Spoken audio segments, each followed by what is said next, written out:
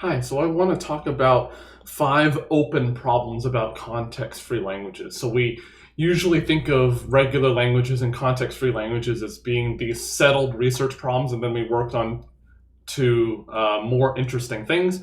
But it turns out that there are some pretty open problems about very fundamental questions in mathematics. So I want to present 5 of those problems to you today. So the first one concerns primitive words or primitive strings, if you want to think of it, think of strings instead of words. So we say that a string W is primitive. So it's kind of like prime, but a little bit different. If it can't be written of the form, so if it cannot be written as x to the I for some I at least 2. So like, for example, if we have like a, b, then that's the same thing as saying ab to the power 2 because it's 2 copies of it. So like, as an example, we have like a, b, a, that this string happens to be primitive because if I set I to be 2, then the 2 halves aren't the same. If I set I to be anything else, then either it's not it doesn't divide 4, or I would be 1, but that's not what the condition says. So we say that W is primitive if it cannot be written as some string repeated a whole bunch of times. So then the natural question is, well, let's just look at all the primitive strings. So I'm going to call L1 to be all the strings in 0, 1, let's say star, or AB star, it doesn't matter, such that W is primitive. And the open question is this language a context-free language? Okay, so I think you can show that this is not regular. Yeah, you can show that this is not regular, but we don't know whether it's a context-free language or not. And there's really a lot of subtleties with this question. Okay, on to number 2. So what's the second one? So let's say that we have 2 languages, A and B, such that we have 2 conditions on these 2 languages. That we have that A is a subset of B, and that we have that the difference between them, so the number of more strings that B has compared to A, is infinite. Okay, so it's not like it's finitely more strings, it's infinitely more strings. Okay, so we have 2 languages like this. So then the question is, that's open, is there a CFL, let's call it C, such that 2 conditions. We have that C is sandwiched between these 2, and that we have that B minus C and C minus A are infinite. Okay, so basically, if we have an infinite gap between 2 different languages, can we find a CFL somewhere in the middle, not too close to either one of the 2 languages? And in fact, it's still open even if B is sigma star.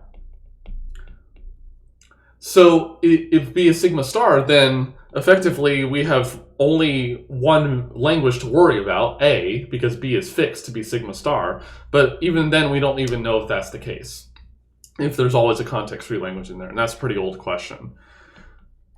All right, question number 3. So this one concerns the primes. So here I'm going to write the set P to be all the strings in 0, 1 star, so binary strings, such that W is prime.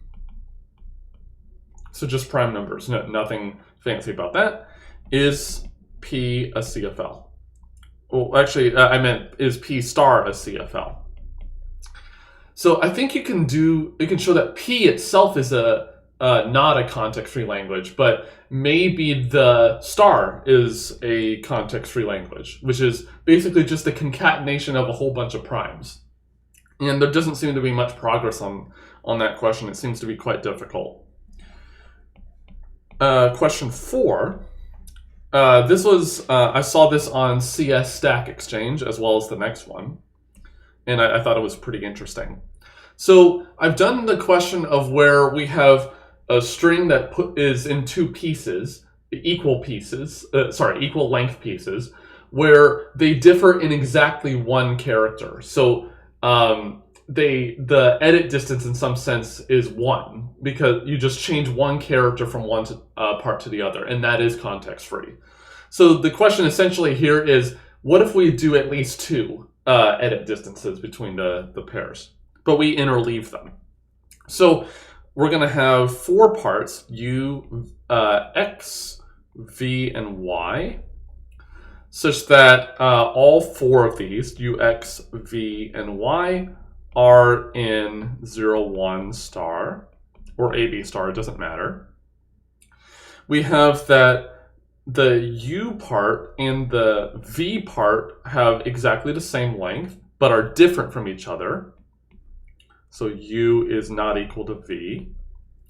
And also we have the same condition on X and Y. So X is equal to Y in length, but they're not actually the same string. So is this language a context-free language?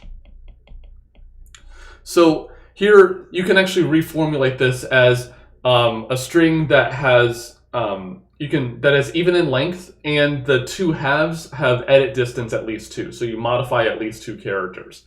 It is context-free when the edit distance is 1, but here it's at least 2, and we don't know the answer.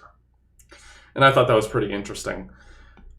It's very, based on the proof attempts for this one, it's very unlikely that it's context-free, but no one's given a full proof of it, so it may or may not be context-free. And then the 5th one is, let's talk about balanced strings. So W is balanced if it has the same number of 0s and 1s.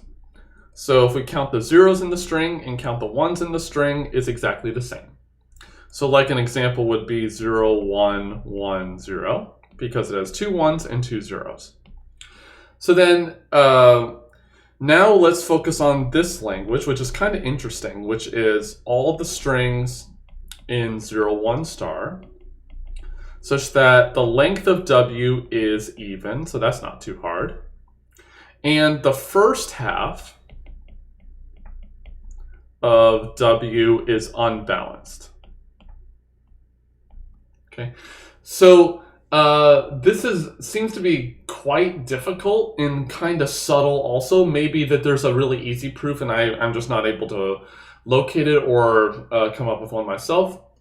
But these are 5 interesting open problems about context-free languages.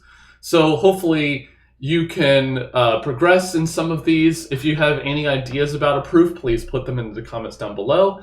As always, please like the video and subscribe to the channel. Please click the bell also to get notifications on videos like this. There are many other links in the video description if you want to support the channel further. And as always, thanks for watching, and I'll see you next time.